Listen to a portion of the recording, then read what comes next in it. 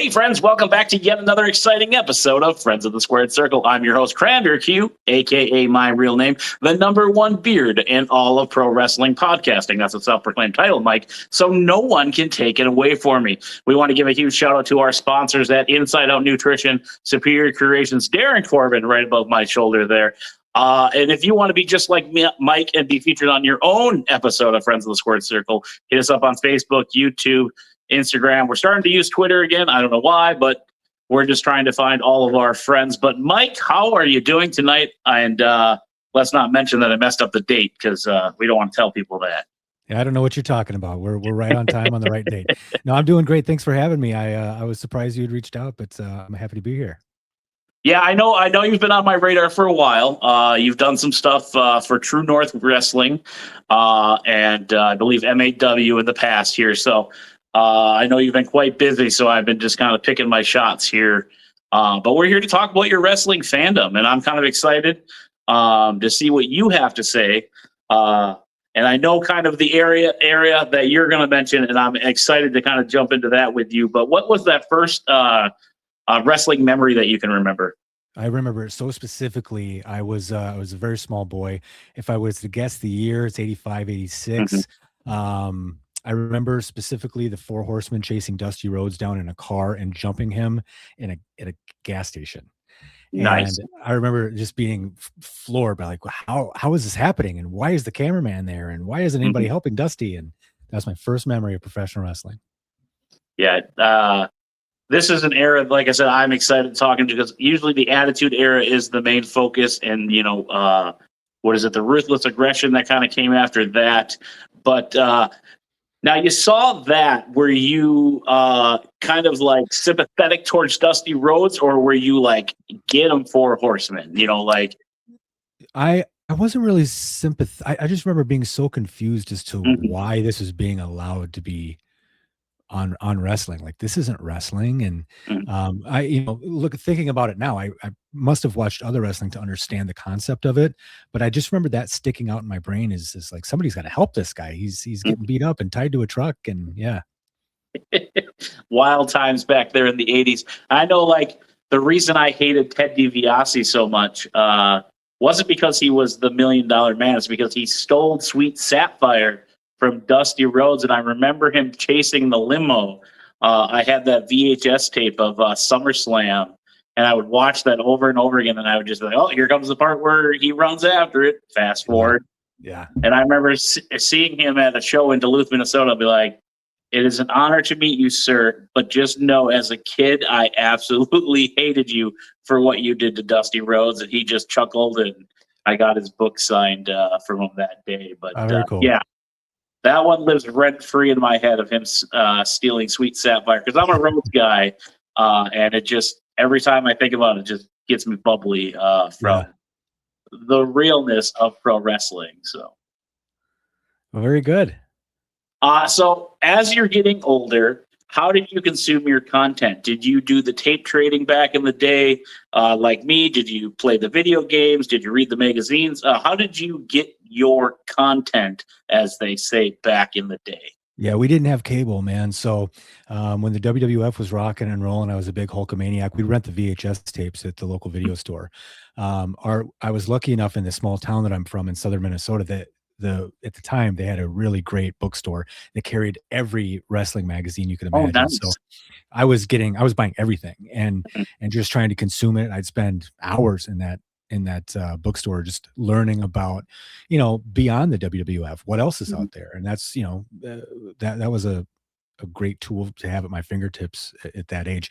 And then a little bit older, I was, there was the Crazy Max tape trading board back in the day, and I'm still a member of that. And I have been a member of that since, I want to say, the 90s. I've seen the different iterations of that through the years, but the first tape I ever traded for was 1995's Kawasaki Stadium King of the Death matches. Okay. Yeah, very first tape I ever saw like that. Yep. Was that the one with Foley with the exploding ring? Okay. Yeah, because I remember a buddy brought that over so I could see it when I started to get back into wrestling in 2018. Yeah. Or no, 2008, excuse me. And I was just like, holy cow. Like, because obviously I know there was wrestling outside the country, but it's so obviously for me, it was like the WWF magazine, the WCW stuff. That's all I knew. Like I'd Yeah. read that top 10 in the Kmart and be like, well, Scott Steiner's number 3, so I'm gonna like Scott Steiner now because he's in the top 3. And then they'd have a couple other wrestlers I had no clue who they were. I'm like, well, I know Scott Steiner, so he's number 1 in my book. Or when Goldust came out, I was just so like, who is this guy? What is this character? And I had no clue. I'm sure everybody else knew that he was Dustin Rhodes, from WWF and then jumped over to WCW. But I was just so infatuated with magazines and the video games. That's how I got my content. Right on. Yeah, I never played the games too much. WrestleFest was probably the extent of it. I have the arcade machine in my house. That's how much I love that video game. But the video games I didn't consume a lot. And I think back about that, the wrestling magazines, thank goodness for the PWI 500, because that's how I was learning about, and like everybody else, learning about guys on the indies, like a guy like T Rantula, who was on the East Coast scene at the time. And right. And just like all these random people, all these Japanese guys, one's from Mexico. It was just a great way to learn about wrestling all over the world. And that was also how I first started to learn about my favorite promotion in the history of professional wrestling was ECW. Okay. Now, I wasn't allowed to watch that. My parents were kind of like, we're not going to let you watch The Simpsons or Beavis and Butthead. You're not watching that crazy ECW, just because it was so bad, But so I never got into ECW. But what was it that hooked you on ECW? Like when I was growing up, I knew I wanted to be a pro wrestler. Like I told you, Hulk Hogan was my guy. I knew I wanted to be a wrestler. When I saw ECW, I knew what kind of wrestler I wanted to be.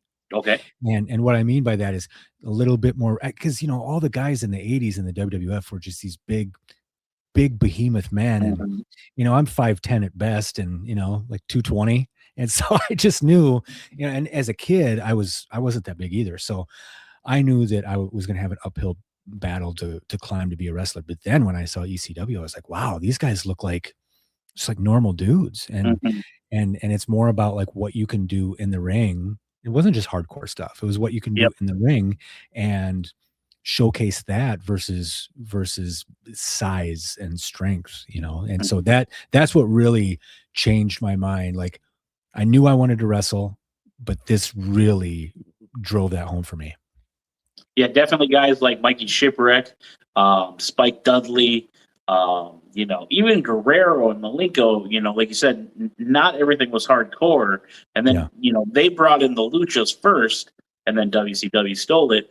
I believe that's the rumor. I know it's not a rumor, but it was just so much going on. And I just remember as a kid, like I wanted to watch it. I would rent the video games because my parents didn't gatekeep that too much. They just thought it was another wrestling game. But a lot of Hall of Fame talent just in that era. I mean, you could basically just, pick a name out of the hat. It's like, oh, Hall of Famer, Raven, But was there anybody in ECW that you idolized or kind of used as inspiration in your wrestling?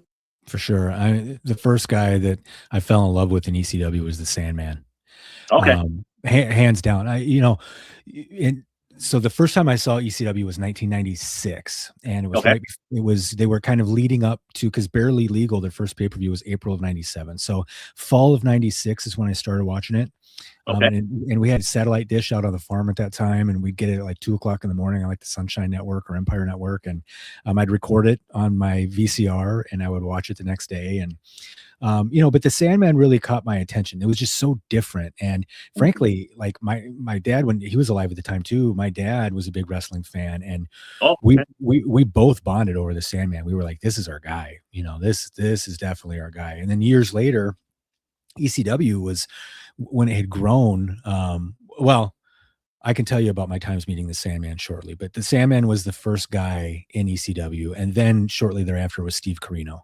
Steve Corino, when I look back at Corino, not only did I get to know him when I was breaking into the business, but I also patterned a lot of what I was doing based on what I had seen Corino do. He was so good, and he doesn't get enough credit for that. Yeah, Sandman kind of freaked me out. I mean, like Singapore came, cigarette, beer can, and then I got to see him in ACW, Wisconsin. And he's going through the crowd. And a little side note before that, they wouldn't let us bring our steel chairs in to get autographed by Jeff Jarrett and Scott Steiner for the NWO chairs we made. So we were pissed about that.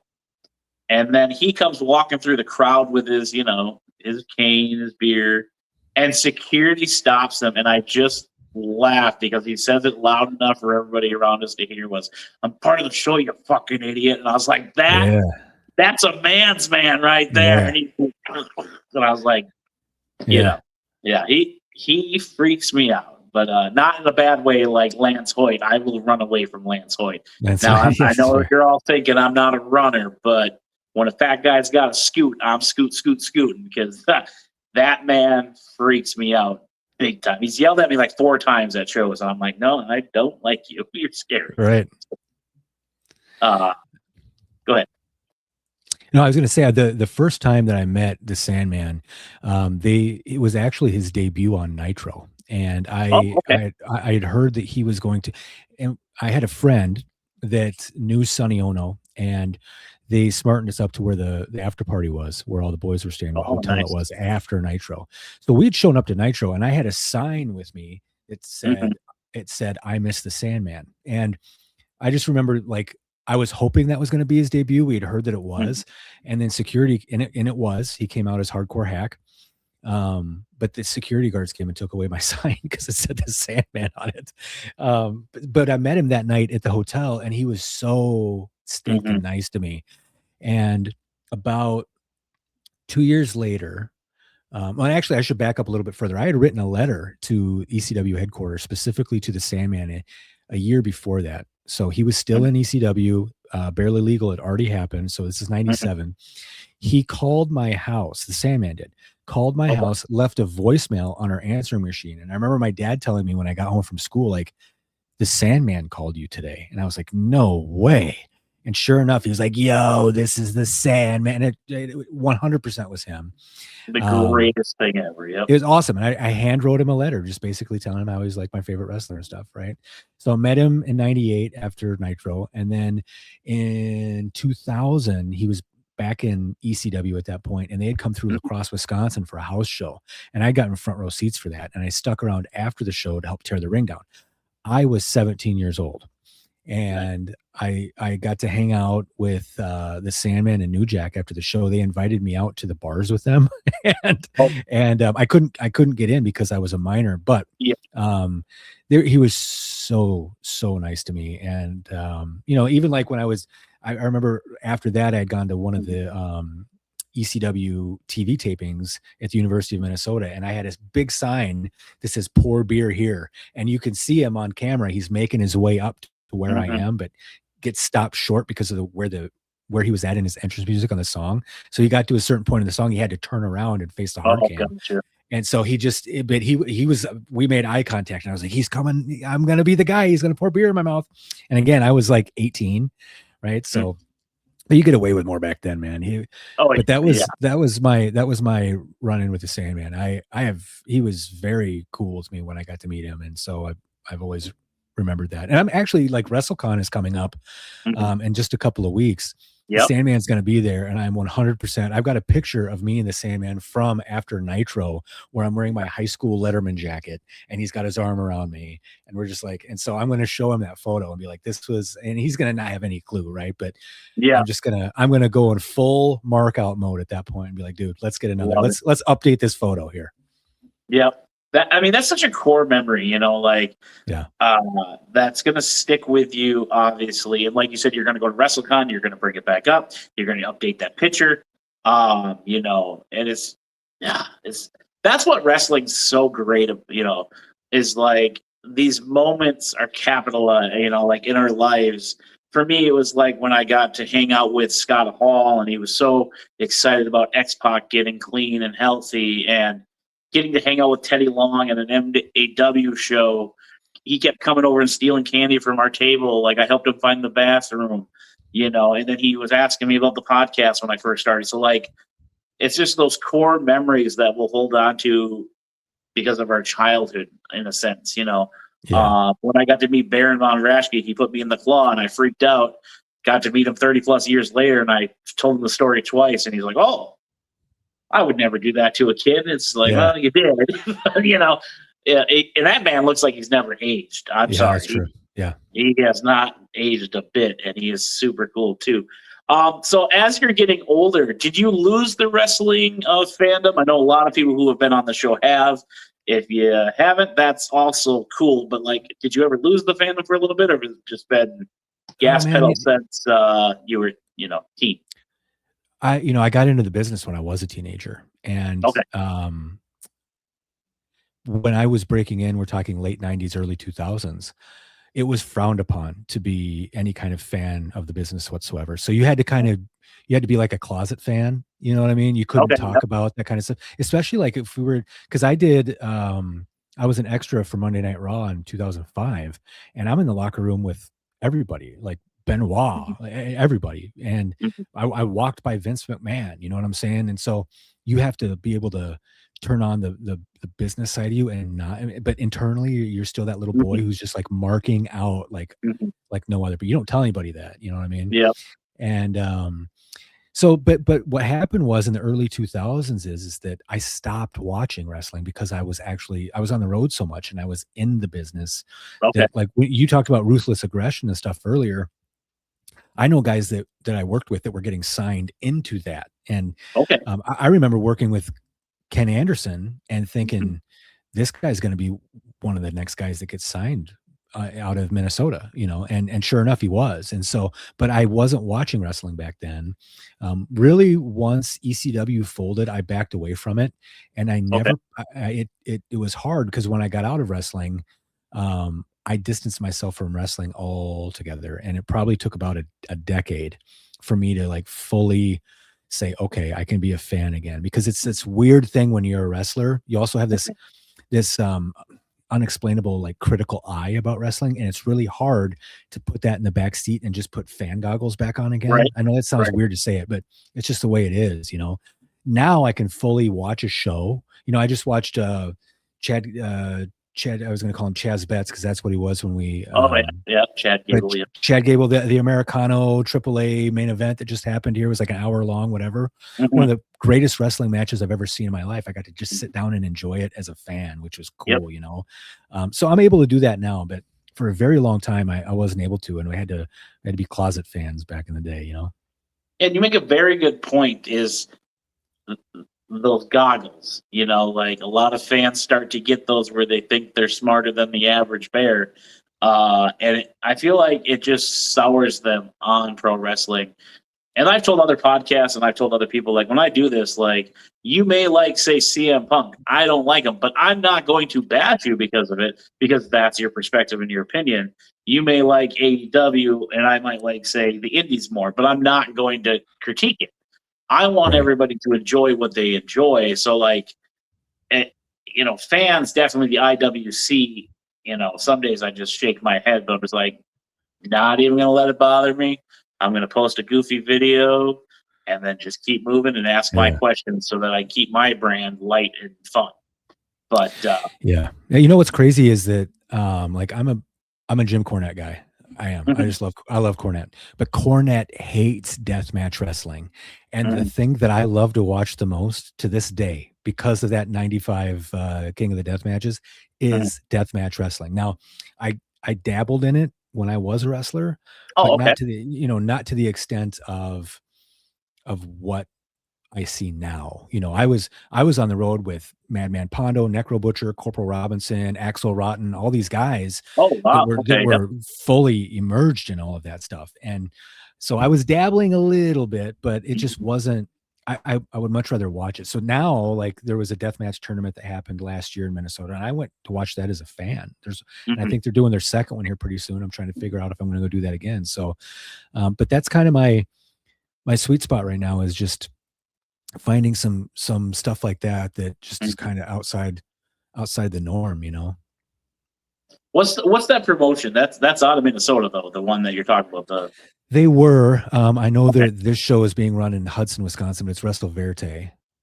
Okay, Minnesota, Wisconsin, right on the border. Yeah. I love Hudson, Wisconsin. We've said if we ever move that way, that's where we go because then it's right by the cities. But Yeah. Yeah, Jason Rage. I see he's slowly, climbing up the ranks a little bit more there. Super humble guy. I almost said kid, but I think he's in his 20s now. But his transition from when he started to where he is now, it's so great to watch. It's like watching Dante and Darius, who came out of our backyard, getting to AEW. Excited to see where their future goes. Is there anybody that you have your eye on the independent scene that you're really hyped about? Are we talking about Minnesota or just in general? Anywhere that you've watched. I mean, name drop. It could be a new friend for us, and maybe we'll get them on a podcast. So there's a lot of really great talent out there. I will talk about this one very specifically. Caitlin Diamond, who Yes. used to be a wrestler herself. She's got a school, and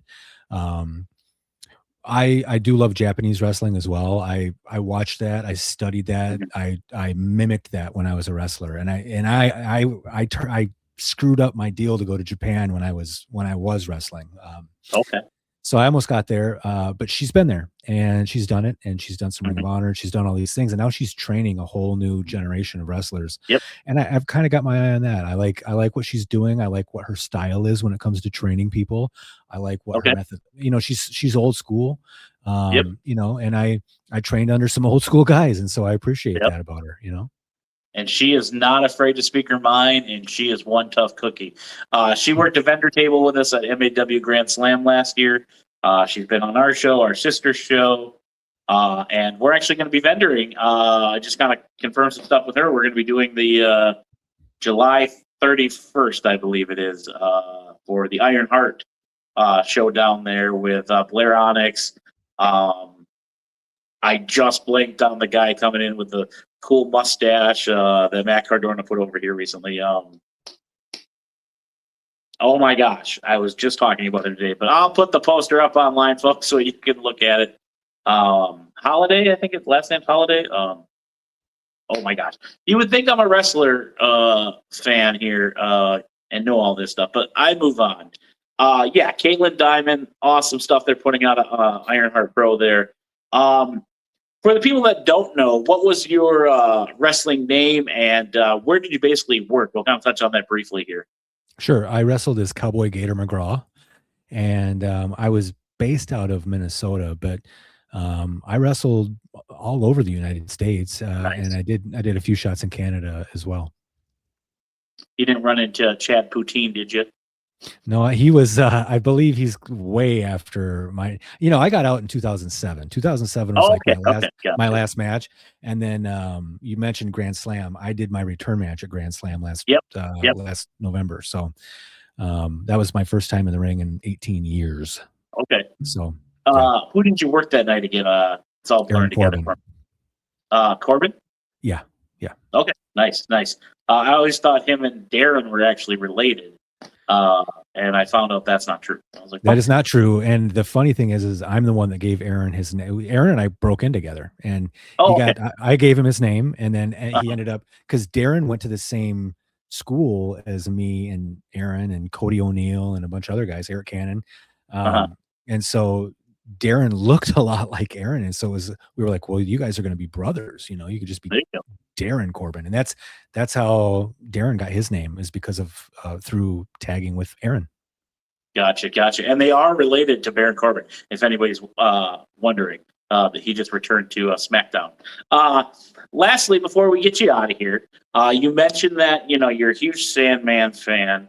Do you have any memorabilia that you collect of the Sandman, or is it just kind of like a low-key fandom? For me, like Otis, everybody that watches this show, I collect all of his cards. I buy all the T-shirts. I don't stalk him. I just know that he's always in Superior, Wisconsin. He was coming to visit his mom. Yeah. But do you collect anything for the Sandman? Yes and no. During COVID, I was a wrestling figure customizer, and I still have a huge following online. Not a lot of people know that. If you want to go take a look at it, it's at Viking Hall Toys is the Instagram. Definitely. We'll have to clip that and get that. Because I love watching people's creativity. Yeah. I created, and I'm pretty artsy. I created a almost to scale ECW arena, and I made a lot of the wrestlers. And I was working with 3D printers, some guys that knew what they were doing, that were making legit sculpts. So they'd make me the sculpts. I would paint them up. I would pose them in the photos, and I was going gangbusters during COVID with all that stuff. And I had a huge collection of stuff. Since that time, I've purged I've probably purged more than 95% of my collection, because I was putting a gym in my house. And so I needed the space and I needed the money to do that. So that's how I funded that. I honestly think in the next, 5 to 10 years, we're going to see a lot of indie guys and gals with their own action figures on their tables. Shout out to our friend overseas in the UK, Jesse Dynamite. He's got his own figure on the Independence. Hey, I got one too, pal. Hold on a second here. Well, I'm just learning about this, folks. So, Cowboy Gator MaGraw Micro Brawler. Look at that. Okay. An official Micro Brawler. So you can get that at strictlygator.com or at my booth at WrestleCon. That is pretty cool. I don't have action figures. I just have the #1 beard in all the pro wrestling. You do, but you need one of these, my man. I need my own action figure at this point. I can just turn one of the Otis ones into that and send it your way. I'm built just like him. But he obviously can lift a house. I can lift the 12-pound Chihuahua I have. But lastly, we love hard-hitting questions here, and I always try to think of one that's more themed on the episode. But it's you and Sandman. You guys are going on the night of the town. Where are you hitting? What are you guys doing on the night of the town? Oh boy, you know what? I've been sober for almost 11 years. So me and Sandman. It can even be Applebee's and get all you can eat wings. Anywhere you get to hang out with Sandman for the night. Where are you guys hitting? If it was before 11 years ago, the Sandman and I, you pick any random dive bar that's got a pool table and a jukebox, and I guarantee you, he and I will be in there and we will find ourselves a fight. I guarantee it. Especially if I'm drinking back then. Oh yeah, he and I will tear the place down. A little tequila, a little beer. Back in the day, he and I would have done that for sure. All righty. Now, where can people find you on social media? Plug all those things. We'll get you out of here, and then we'll try to shoot for a part 2 where we dive even more into that fandom and your podcast. But where can they find you? Yeah, you can find my Instagram is at Gator MaGraw, MaGraw. I'm a professional speaker as well, so you can find some information about that at kinneyconfidence.com. And my podcast is called Wrestling with Tomorrow, and we'd love to have all of our friends here on this show to come join us over there. We talk about rebuilding your confidence after setbacks. Every 2 weeks we have a new show, and we'd love to have you as part of it. Love it, love it. And folks, again, if you want to be just like Mike and featured on your own episode of Friends of the Squared Circle, hit us up on Facebook, YouTube, Instagram, TikTok. Find us. We're out there. We're slowly growing, and we're not slowing down. Again, check out our sponsors, Darren Corbin, as well as Inside Out Nutrition, Healthy Shakes and Teas, and Superior Creations for all your custom tumbler needs. And it's your boy, Crander Q out. And this is always the fun part because I can never find the in button.